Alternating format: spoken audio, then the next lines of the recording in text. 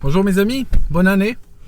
Vous savez, je me suis beaucoup dépensé en fin 2016, donc j'ai eu besoin de à peu près 2 semaines de vacances. Je suis de retour. Je voulais parler de plein de choses. Vous savez, quand je ne fais pas de vidéo pendant longtemps, il y a tellement d'idées qui se télescopent dans ma tête que des fois j'ai du mal à faire une vidéo parce que je me dis, mais je vais parler de quoi? Qu'est-ce que je vais choisir? Vous savez, je voulais parler de Trump, mais en fait je vais parler d'autre chose. J'ai l'impression, je ne sais pas si vous avez remarqué ça dans votre vie, je vais vous partager avec vous un truc perso, peut-être que vous avez remarqué ça, mais les gens sont devenus très selfish. Comment dire selfish en français? Je vais vous expliquer comment ils sont devenus. Autant ils demandent des services sans arrêt, n'est-ce pas? Plein de gens autour de moi me demandent des services. Par contre, si moi je leur demande un service en retour, soit ils refusent, soit ils ne peuvent pas, soit ils oublient, soit au minimum, on va dire vraiment au minimum, ils vont tout faire pour me faire sentir inconfortable, vous comprenez? Alors, j'aimerais partager cela avec vous. Je me dis, est-ce que je suis le seul au monde à ressentir cela? Ou est-ce que là, il y a dehors des gens qui ressentent la même chose de la part de la communauté, de la société en général? Et peut-être vous pouvez m'aider à essayer de répondre à cela. Je vous donne un exemple. L'année dernière, il y a un collègue, il va aller acheter une voiture à, je crois, 40 ou 50 km. Et il me demande si je peux avoir l'amabilité de le conduire. Une région pleine d'embouteillages et tout, c'est même pas sur mon chemin. Et puis, moi, vous savez, si j'avais voulu acheter une voiture, lorsque j'ai acheté celle-là, je l'ai achetée à Bristol. C'était très loin. J'ai pris le train, vous savez, j'ai pris un aller simple et j'ai été l'acheter. Voilà. Et ce qui se passe, c'est que je l'emmène et puis sur le chemin de l'aller, on arrive pratiquement à destination. J'ai un truc rouge qui s'allume sur le tableau de bord. Je m'arrête, j'ouvre le capot, de la fumée. En fait, ce qui s'est passé, ma voiture avait lâché une durite. Je savais qu'elle était fragile, celle-là. Je savais qu'elle allait lâcher. Ce n'est pas la faute du gars qu'elle l'ait fait ce jour-là. Toujours est-il que il m'abandonne et il part à ma demande d'ailleurs, il part à son rendez-vous pour acheter son véhicule. Et puis moi, je passe 2 heures dans ce parking désert pour attendre le véhicule de dépannage. Le véhicule de dépannage arrive, n'est-ce pas? Et puis le gars, il répare ma voiture comme il peut. Il prend une sorte d'adhésif, il purge le circuit d'eau, il rajoute un peu d'eau et tout. Puis il me dit, c'est juste pour entrer à la maison. D'ailleurs, le soir même, il m'envoie un email et il écrit dessus que qu'ils garantissent pas, que sa société ne garantit pas la réparation et que si je les appelle pour la même panne, ils vont pas m'aider. Donc, il me recommande d'aller au mécano de toute urgence pour remplacer la durite. Je vais donc vers ce gars qui la veille était avec moi quand je l'ai emmené et j'ai eu toute cette galère. Et vous savez ce qu'il me dit? Je lui demande de m'emmener au garage. Ça signifie, je vais aller avec ma voiture au garage. Et je lui demande de venir avec moi, avec sa voiture pour me reprendre. Le garage était environ 2 km. D'accord, vraiment 2 km. Et puis, vous savez ce qu'il fait? Il fait la tête comme ça, il commence à réfléchir. Oui, alors on est quel jour aujourd'hui? Bon, on est mardi, on pourra peut-être faire ça, peut-être vendredi ou jeudi, ouais, peut-être même jeudi. Et je lui dis, tu sais, le mécanicien, il ne garantit pas la panne qu'il y a dans mon véhicule, je ne peux pas attendre jusque-là. Ah, il ne garantit pas, tu sais ce que tu peux faire? Tu peux leur dire, tu peux appeler une autre entreprise ou dire que c'est une autre, ce n'est pas la même, etc. Et je veux dire, je me rends compte que vraiment il est en train de tourner en bourrique. Et en fait, ce que j'ai fait, comme disent les anciens en Algérie, je vais vous dire en algérien, elle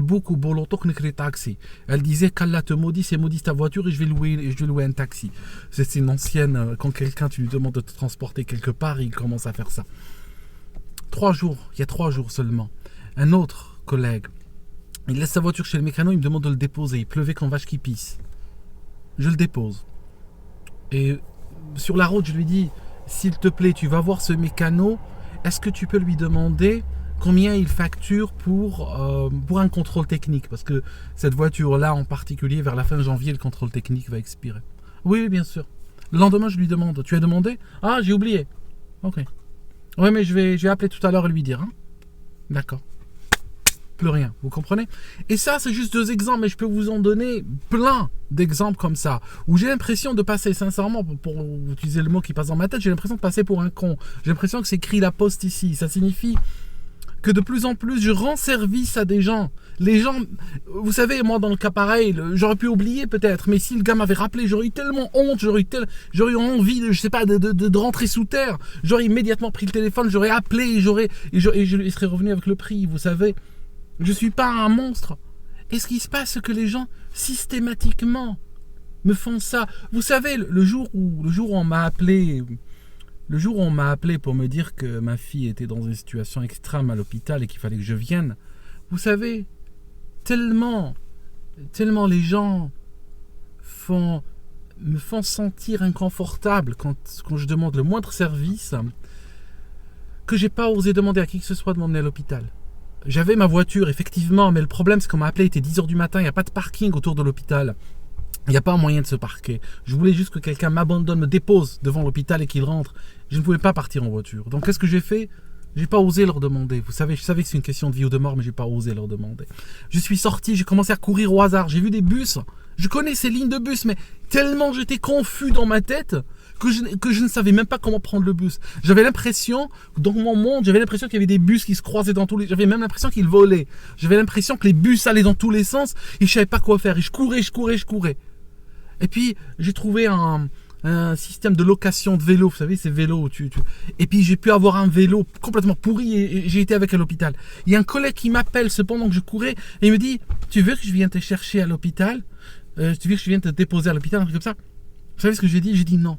Parce que, je veux dire, j'étais dans un tel état d'urgence qu'en fait, ne me pose pas de questions. Si tu veux m'aider, aide-moi, mais ne me pose pas de questions parce que sinon je vais te répondre non pour me débarrasser de toi. Même si tu veux me sauver, je te dis non.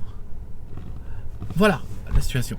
Et en fait, je sais pas. Est-ce que... Alors je commence à me demander si je ne devrais pas la tourner quelqu'un d'extrêmement rude, vous savez. Genre le gars, la prochaine fois, il demande un service, je dis non. Casse-toi. Non, prends un taxi, casse-toi, je le fais pas. Je peux, mais je ne le fais pas. Oui, sur mon chemin, mais je te prends pas. Je suis en train de m'entraîner à faire ça, vous voyez, je suis en train de m'entraîner. Oui, je sais, c'est à côté, oui, je vois où c'est, oui, mais je vais pas te prendre, prends un taxi. Oui, tu prends un taxi, tu y vas, hein. Ouais, un taxi. C'est sympa un taxi, il y en a plein. Je peux pas te transporter gratuitement, moi. D'accord? En fait, je suis pas un être méchant, vous comprenez? Je suis pas un être méchant. Si je veux devenir méchant, il faut que je fasse l'acteur. Et c'est dur pour moi, voilà. C'est ce que je voulais partager avec vous aujourd'hui. C'est écrit la poste. Voilà. C'est écrit la poste. Et c'est tout le temps, c'est assez systématique. C'est vraiment systématique. C'est pas un cas ou 2 ou 3 ou 4 ou 5. C'est vraiment tout le temps. C'est systématiquement. C'est systématiquement, je peux vous dire, si je suis en train de mourir, si j'ai une artère explosée, je vais la serrer comme ça et appeler les autorités comme ça et ne pas déranger les gens. Alors que les gens, pour un paye, ils me demandent des services, pour un oui, pour un non. Et je m'exécute. Oui, bon, franchement, je pense que, voilà, j'ai poussé ma gueulante devant 10 000 personnes. Et puis, je ne sais pas, j'aimerais bien savoir ce que vous en pensez, vous. Est-ce que c'est juste moi? Je ne sais pas. Je ne sais pas, vraiment. C'est peut-être ma faute, après tout. Vous savez, si c'est toujours la même chose qui t'arrive sans arrêt, il y a quelque part, c'est ta faute. Ça serait arrivé à quelqu'un d'autre, je lui redis la même chose. Voilà, quoi. Bon courage mes amis, puis bonne année quoi.